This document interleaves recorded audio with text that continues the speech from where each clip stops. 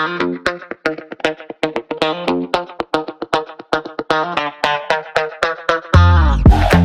is happening, everybody? I'm Larry Roberts. And I'm Sarah Losi, and this is Branded, your comprehensive guide to creative branding.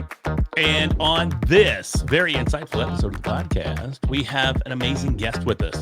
And I love the fact that James has joined us today because literally just yesterday, I was on a call with a website/SEO expert that I had met at a networking event. And I was telling him, I was like, man, I'm just not getting a lot of traction from an SEO perspective. And he goes, well, hey, man, let me check your site out. So he goes to my site, and no sooner does the page load, and he goes, oh, well, right there's your issue. And I'm like, well, oh, that kind of sucks. I mean, it was that obvious. So I think we're going to get a lot of value out of this conversation. And ideally, we're going to identify some very common mistakes and help you miss those common mistakes with your website. So James, welcome to the show. Hey, I'm really happy to be here. I'm really looking forward to this conversation. Websites is a passion.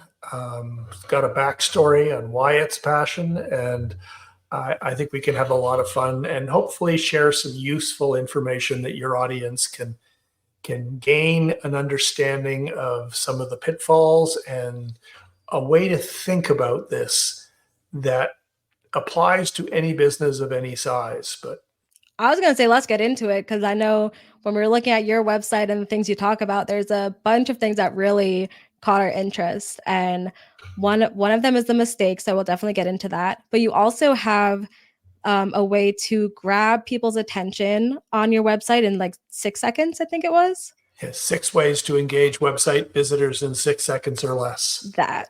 Yes. Can we dig into a few of those? Because I know in Absolutely. my mind, I'm already redoing my website based on everything you're about to say. Well, and it's great. And the 6 seconds thing comes from, you've probably heard about the myth that a goldfish has an attention span of 6 seconds. And so does a human.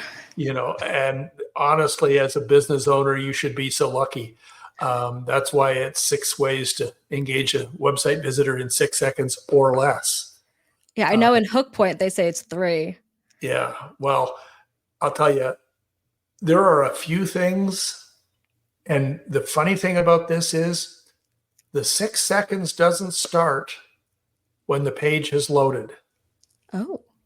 The 6 seconds starts when the page is asked for. So page load speed is the first of the 6 ways. Okay. And page load speed is also a trust event. When your website loads quickly and instantly is there, that leaves a very positive impression in people's mind, which builds trust. When they have to wait and it's there and is it coming? What's going on? Suddenly they're thinking about stuff that you don't want them thinking about. And then when it eventually gets there, they're already on the wrong foot. Mm-hmm. Yeah, that makes sense. I mean, even if I go to a website today and it doesn't load like instantly, first I wonder if my ISP is down again because I have a very unreliable internet service. But then I wonder, oh my God, do they even have a legit site? Yeah. Are they still in business? Because little bit of a tangent here, but one of the questions I often ask a small business owner is, what's the primary objective of your website? And they'll give me a litany of things, and then we'll have a little discussion around the definition of the word primary. There can only be one. And I know 3 came to my head, so I already lost. Well, and eventually they'll usually get around to conversion, right? Which is the knee jerk. Everybody will nod their head going, it's almost always wrong. Conversion is clearly part of it. Mm-hmm. But remember, your audience is on their journey. And when they get to your website, they're not ready to convert. When they get to their website, they're there to find out if you understand their problem and do you have a solution that makes sense to them. So truly, in the majority of situations, the primary objective of the website is not conversion, it's confirmation. So, and that brings us to the second way of the 6 ways. If they're getting to your website, they've probably heard about you somehow, either through social media or through a networking event or word of mouth. And they're going to your website to confirm that you, in fact, are a legitimate candidate for solving the problem that they have. If they're searching for your name, make sure your name is prominently displayed on the website. Don't put up an obscure logo that with an obscure business name that nobody's heard of. I'm sorry if you spent a bunch of money with a designer to get this all done, but make sure that you're consistent. Make sure you're consistent about the ways you use colors, that the colors you use in social media are the same colors you have on the website, that the fonts you use in social media are the same. These are all subtle things, but they all confirm, because what you're trying to do is instantly in the visitor's mind, am I in the right place? Now, okay, this is interesting because Larry wasn't that the name thing, what the SEO guy said? It's really interesting, Jays, because what Sarah's pointing out yesterday when I was talking to the SEO gentleman, he went to my website, opened up the very first page, and when he said, that's the problem right there, that's why you're not ranking, or it's one of the many, I'm sure, that he saw right out of the gate. But my landing page, when you go to LarryRoberts.com, the very first landing page is my name, Larry Roberts.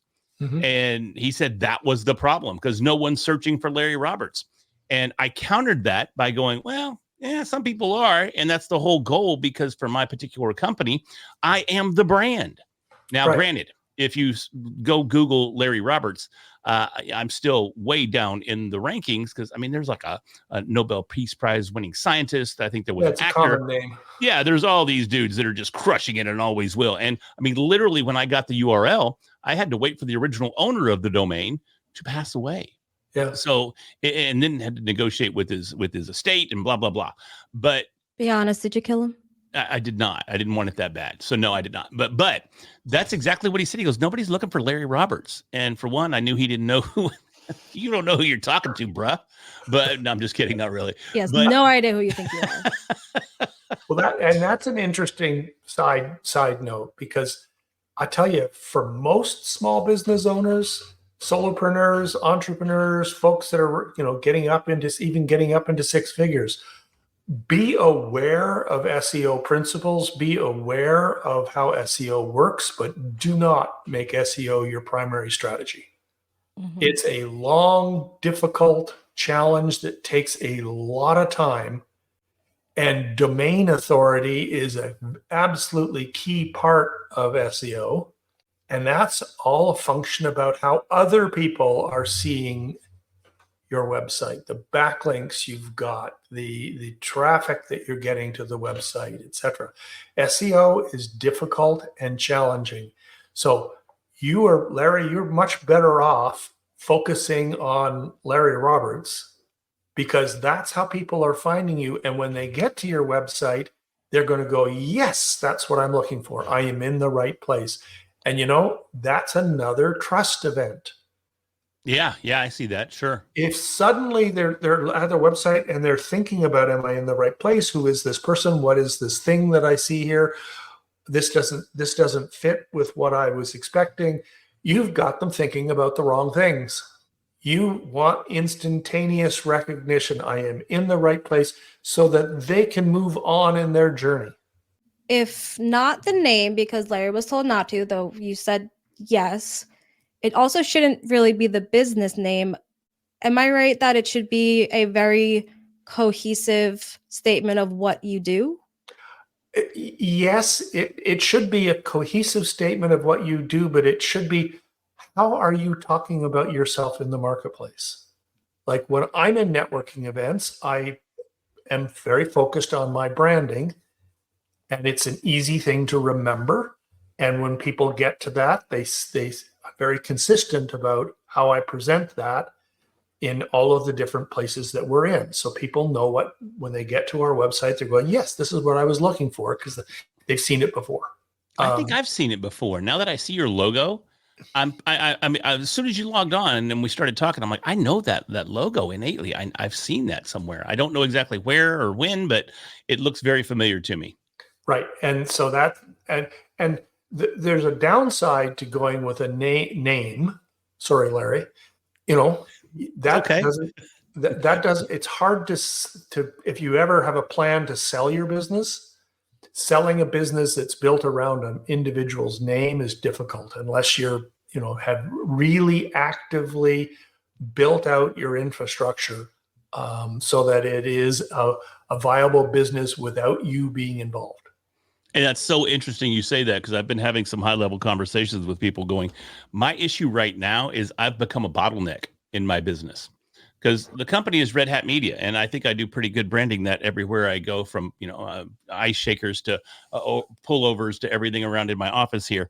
But people don't really know that. And because with me being the bottleneck, people want to work with the Red Hat guy. Mm-hmm. And that's something that I'm experiencing right now. They want to work with me. They don't care to work with the company, Red Hat. They want to work with the Red Hat guy. So you make a very, very valid point that I'm actually experiencing right now during this season of growth. Mm-hmm. Exactly. And there's no right answers to this. I mean, you've got to be comfortable with it. And but the bigger point is to be consistent, because your visitor to your website is on their journey, and you need to be consistent with their expectations. And when you do that, then you've got your page is loaded quickly, and they've instantly, yes, I'm in the right place. Then they can move on to the third thing, which is give them a benefit-oriented reason to stay. Benefit-oriented is a challenge for a lot of smaller businesses, entrepreneurs, inexperienced marketers. Don't tell them what you do. Tell them about the problem they have. Because again, they're on their journey. They're there to confirm that you understand their problem. There's a copywriting framework that's quite famous and popular. It's called PASS. And that's an acronym for problem, agitate the problem, solve the problem. And you'll see it being used in ads. You'll see it being used online. It's also very effective in website copy. You lead with the problem that your best customer has. You may agitate that problem, agitate in the sense of, it's really impacting how your business is growing, or it's impacting how you're thinking about. There's various ways to agitate, and then you present a solution. If you do that, if you lead with a benefit-oriented reason to stay, they will stay, because they'll go, yeah, this person gets me. If you meet somebody for the first time and instantaneously all they do is talk about themselves, how keen are you in that conversation? Not very. Not very. Exactly. I had a response and it came out, but I was muted, so it didn't work out very well. But you make a valid point there, James. Thank you. It's his first time. He's new at this. Yeah, I was just bragging about, this is my 10,000th rodeo, so I think we'll be fine. And then I mute myself. So anyways, I'll remute myself and let you continue, James. If I tell you what the headline on my website says, can you judge it 1 out of 10? Sure. Okay. So my company's Favorite Daughter Media, and mine Who's is your audience? I feel attacked by this question. People, any entrepreneurs and business owners who want to do something positive in the world, but want to do it through creative media. I'm working on it. You really need to be honed in on who your audience is. And remember, in marketing, it's as important to repel the wrong people as it is to attract the right people. The sad thing is my background actually is marketing, and this is stuff I tell other people, but I just don't do it for myself because it takes too much thinking. It's the struggle is real. Yes. I can empathize it. Absolutely. Well, other people pay me to say it to them, but I'm not paying myself, so I'm gonna ignore me. So my headline is brand storytelling that makes an impact. Okay. That's a little inside out. That's a little bit focused on that's what you do. Yeah. What's the problem that you're solving? Lack of So connection. if the headline was something to the effect of, and I'm not trying to write copy off the cuff here, but Feel free. make an impact in the noisy digital world. Okay. That's a problem. You know, are make an impact in a noisy digital world. Are you struggling to be heard? Now I've agitated the problem. You know, use storytelling to set yourself apart. Interesting. So I just updated it to this, and it used to be something else, and now I feel like the old one you would have liked better because it was creating connections, not just content. Right? That is a benefit. That is a better headline than what you've got currently. Never But second guess yourself. I would still lead with more clearly with the problem. One of the fundamentals of website UX is don't make them think. Yep. Instantaneously grab them by the collar and yes, this is for you. You know, you don't have to be cute, you don't have to be clever, you just have to be real. Well, unfortunately, I am super cute and clever, and I can't help it. Okay, James, my turn. We'll send you an invoice after this. Okay, yeah. Or you could send us an invoice, actually. So yeah, okay. that. All right, here we go, James. Unleash your brand's potential. Shaping the future of brand storytelling through innovative podcasting, branding, and AI solutions. Yeah, that's getting there. It's like, well, no, it sucks, but I don't want to crush your hopes and dreams, so it's getting there. It's fine. They were crushed yesterday. Just keep piling on. But this is important because a lot of times people overthink this. Yeah. It's just, you know, it's particularly if you have a business that's established to some degree and you have clients. This is a shocking thing, but ask them. Yeah. Why are you here? Why are we doing this together? What were you struggling with before you found me? Get them to tell you their story and then present on your website, use real consumer language. Yeah, that's an interesting point because we do tend to over copy or write copy in a way that doesn't sound like people talk. It's like using ChatGPT. Pretty obvious that a lot of this AI generated content is AI generated because it sounds so verbose. And it's let's not delve into a deep dive on this. Yeah, deep dive into this journey that we're going to delve into it with us. Yeah. With M dashes everywhere. Okay, first of all, I put M dashes everywhere. That is not an AI thing. Nobody really uses M dashes ever. Nobody does. No, they don't. Yep. James, do you ever use an M dash? And using colons and headlines. That is very AI, but I will die on the hill of M dashes. They are my favorite punctuation. I don't care what anyone says. Oh my gosh. This is interesting though, because we had a conversation on the show earlier. I think it was it Sunny Dublick that was talking about when she works with a client for her marketing firm, the first thing she does is say, let me talk to your customers. And people are always shocked. And what the customer says that they like about the company or why they're working with the company is never what the actual business says their customers want. Absolutely. And it's such a simple thing to do. And just don't try to be clever or cute. Just speak to real people in a real way and you will engage with them. Just like in a real one-on-one conversation like we're having today. Yeah. You know? Where did we end off? We're talking about benefit-oriented reason to stay. Yes. And the next piece of this is a bit controversial. Oh, here we go. And I know you guys love a little bit of controversy. We got this. One of the things I'll tell people is stop saying call to action. Okay, hold on. Yeah, No, always gets clarification question.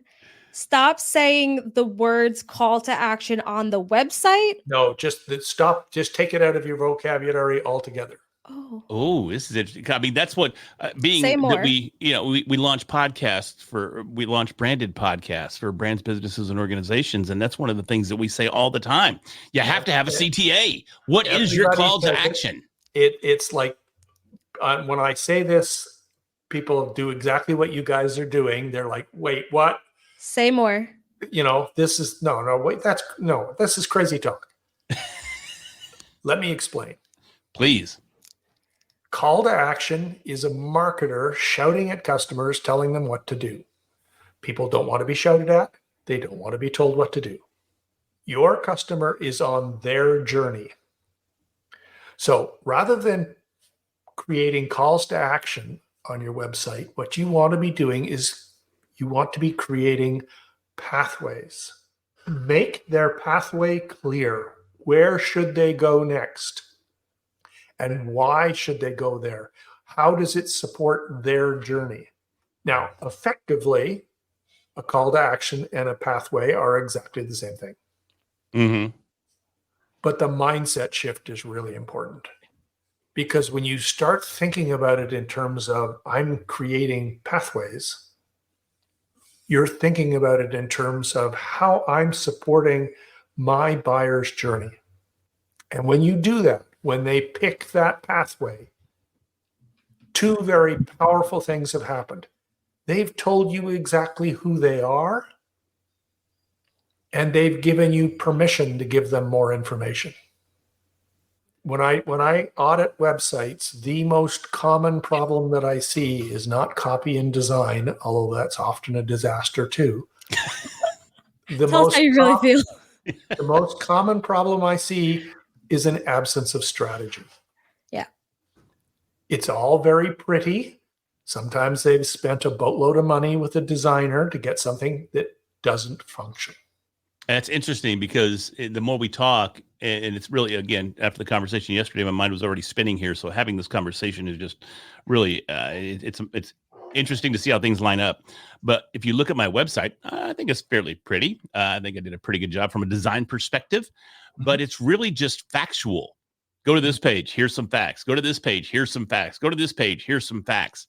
There's not really any pathways or any overall strategy to the site, except the strategy is really, jump on my calendar and let's have a conversation about whatever page of facts you've landed on. But beyond that, that's about it.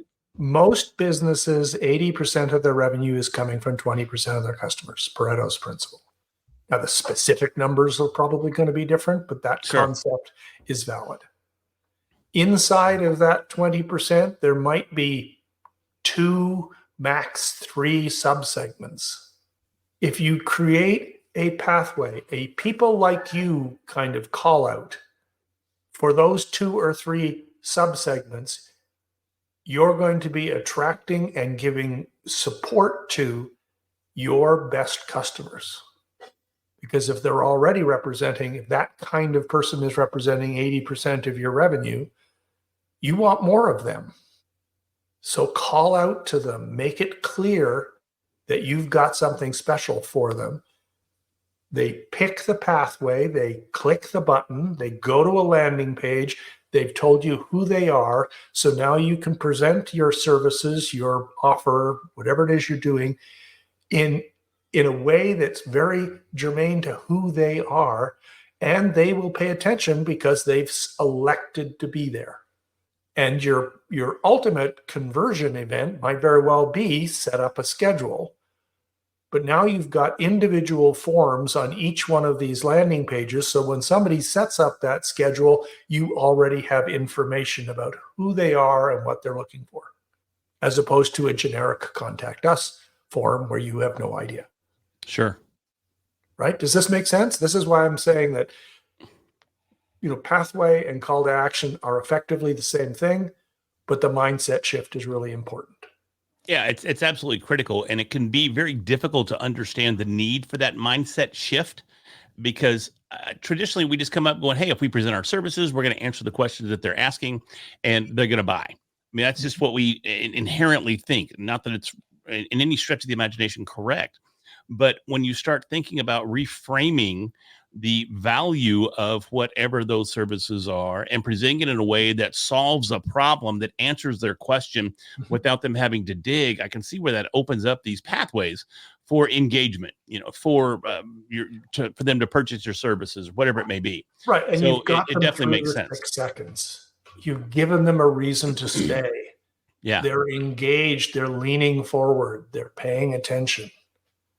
You're Yeah, it catches them and they're like, information. "Oh, You're not asking them to sort through. You've regurgitated everything you do on a homepage and asked the consumer, well, you can sort through all this and figure out what's for you and what's not. You've done the work. And people will appreciate that. When I was back in the day, my background is big brands and big budgets and all that good stuff. And I was working with a long distance telecommunications carrier, and loyalty was a huge problem. People were switching from AT&T to MCI to Sprint and all around. And we commissioned a research study. I don't remember any of the details from the research study, but I remember one sentence that the researcher who specializes in loyalty research, one of the things he said in the preamble, he said, in his experience, 90% of loyalty problems can be traced to a flawed sales process. And that one sentence is the sort of one of the underpinning principles that have influenced how I think about these things, why I make statements like stop saying call to action, because call to action is a marketer shouting at a customer and telling them what to do. A pathway is supporting the journey that your customer is on and giving them the next step that they need to take to get the information that they are looking for. Which would you prefer? Pathways. Right? Not getting yelled at.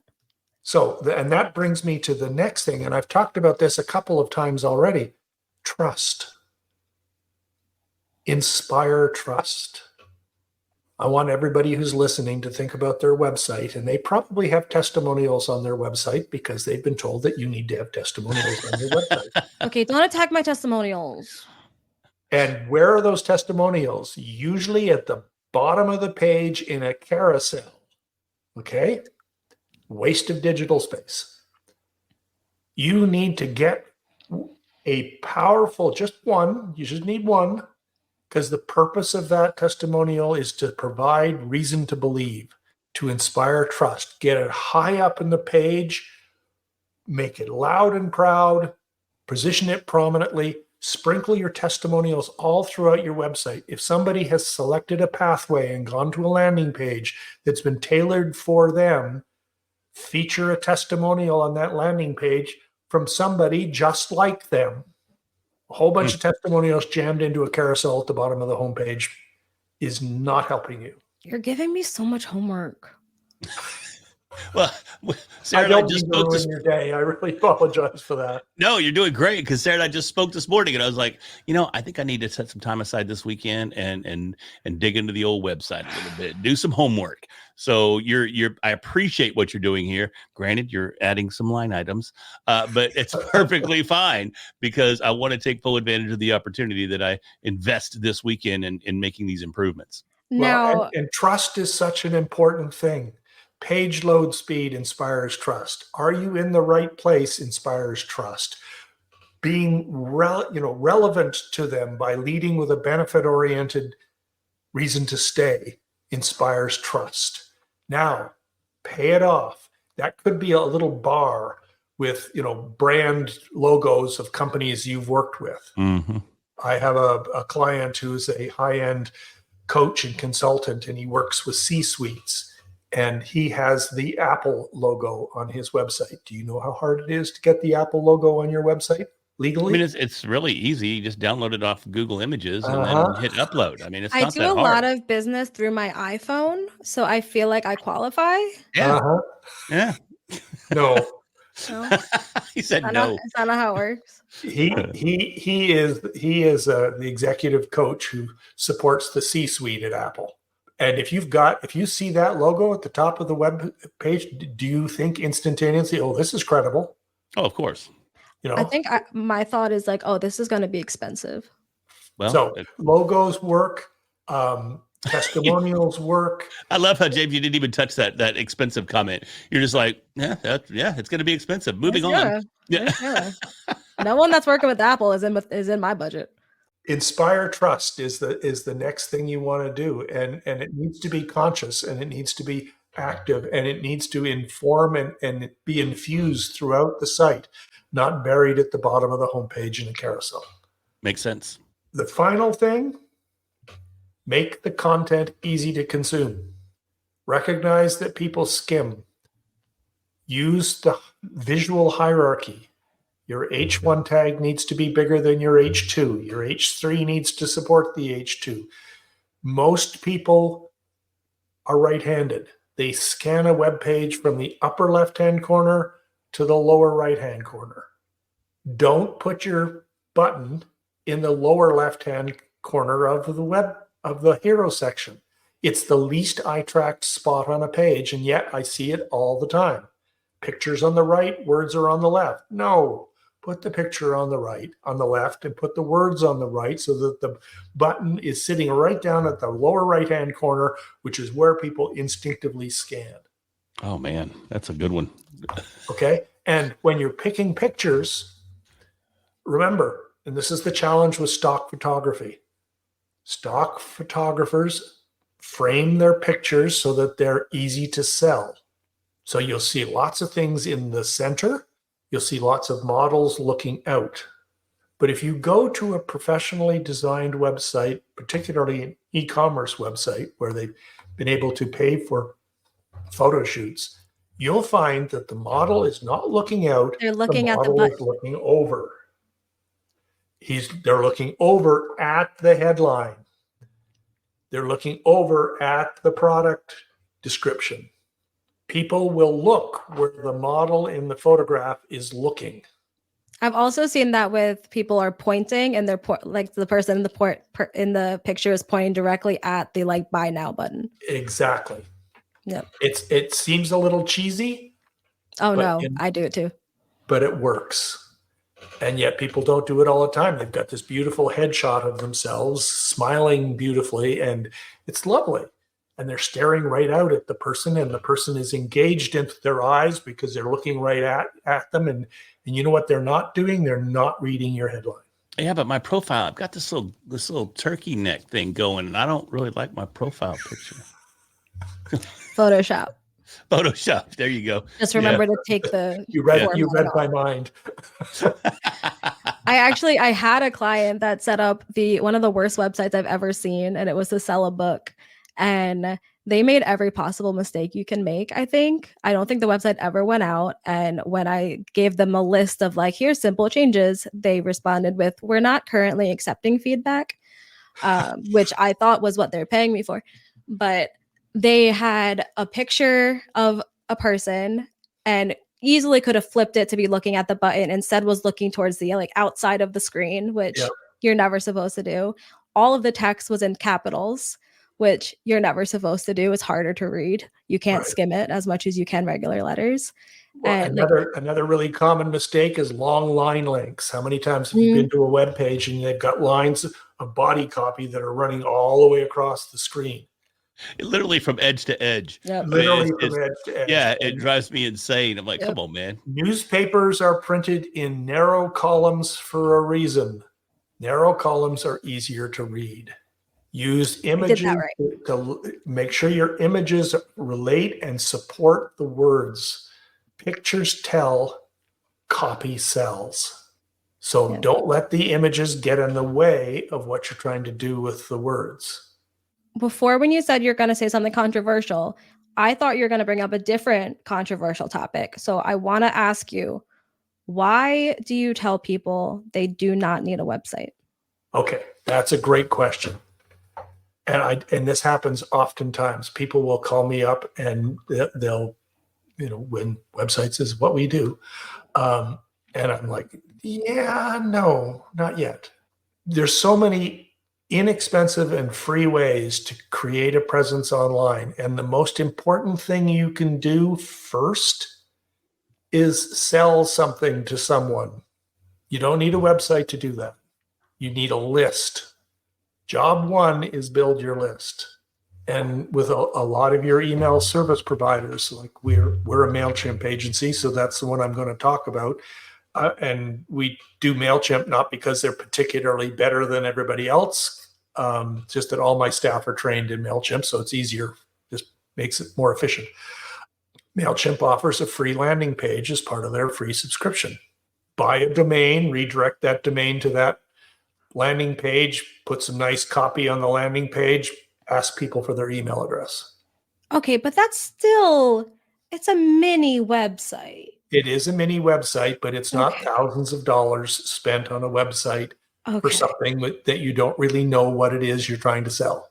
See, you said it would be controversial that you just said not to have a website, and I thought I was going to highly disagree with you. But it's more of like a budgetary thing. Don't invest in it until you're ready, but still have. Okay, nope, we're on the same page. We are on the same page. I support this. I endorse this message. Yeah, I love how Sarah's always looking for a scrap. She's like, "Oh, I'm ready. Come on, let's fight." Well, because we always tell people that you can't rely on things like social media. You have to have your own website and your own list, which is still true. And the website is how you get people onto your list. You're just doing it in a little mini form, and that's fine. Size doesn't matter. And then maybe the next step might be you go to one of the services like Card, for example, which offers a very inexpensive way to create a one-page website.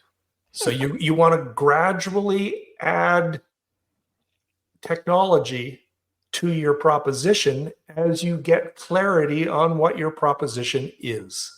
What I really have a challenge with is people who come to me and want to spend, a boatload of money. I'd love to take their money, but it's just not ethical.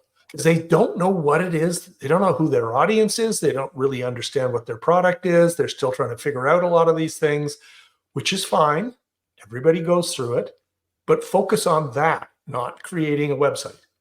So basically you're saying that you wouldn't take Sarah on as a client simply because she couldn't define her audience 20 minutes ago. Well, I think in a quick conversation, we'd have our audience sorted out pretty quickly. I think you would too, in all honesty. Yeah. I just have to take that dig. Yeah. But it's interesting though what you say, because so we work in the podcast space. Obviously, we're on a podcast.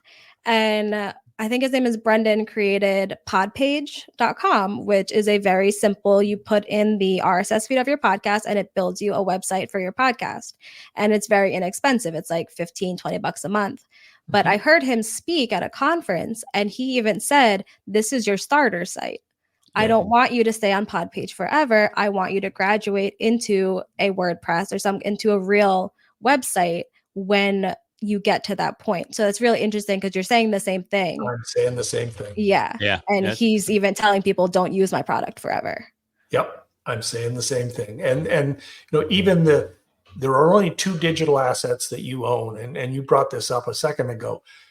Everything else is rented land. Mm-hmm. And those 2 digital assets are your list and your website. Mm-hmm. Start with the list.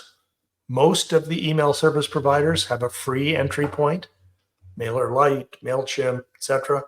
It's very simple. It's very rudimentary, but it will get you started. Yeah. If you're feeling a little bit geeky, even Google and Gmail has a thing called Mail Merge, where you can add a script to a Google Sheet and it will call up a draft email in your Gmail account based on the subject line and send out personalized emails from your Gmail account. Did not know that.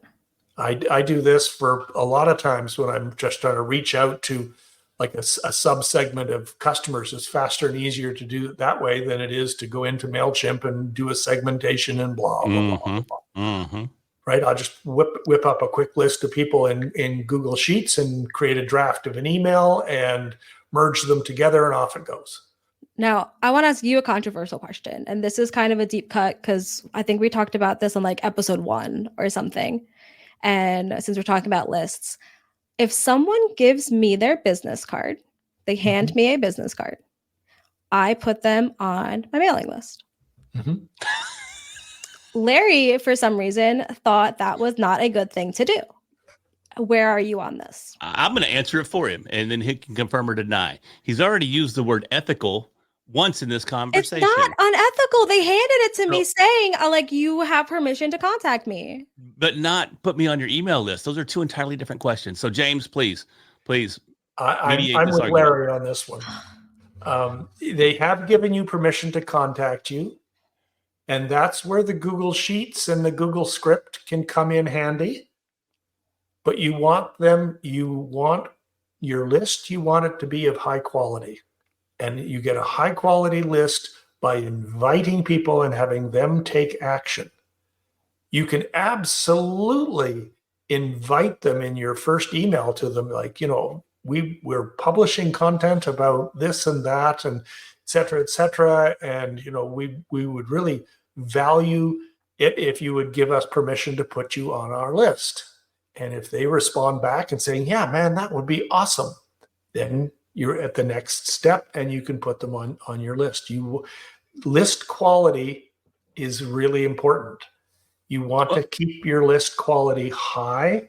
You want to clean your list. I would much rather be dealing with somebody with a list of 2,000 or 3,000 people and an open rate of 40 to 50% than somebody with a 10,000 person list and an open rate of 5%. 100%. And I love the way that you laid that out, James, because basically what you didn't even really offer a call to action by accepting the business card. You really created a pathway to guide this new relationship to join your email list. So you see what I did there with my callbacks? Yeah. Edit this whole part out. I don't like the answer. I'm still putting business cards on my mailing list. They can unsubscribe if they want to. Yeah, that makes sense. Does it, James? Does it really make sense? Oh my gosh, man! Hey, I gotta tell you, James, I love the conversation. You provided a ton of value here, a ton of insight into building a website and some of the things that it's really easy to overlook. But before we wrap it up, I love for people. I mean, you've got it here on the image for those audio only listeners. Tell us how people could reach out to you and take advantage of the opportunity or the pathway that you've created and work with you.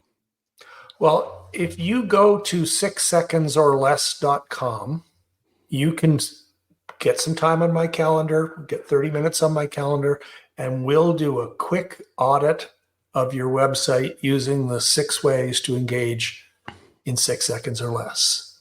Love it. It won't be a super in-depth conversation, and it might be a surprising conversation because you typically spend more than half the conversation not talking about the website at all, but talking about who is your audience.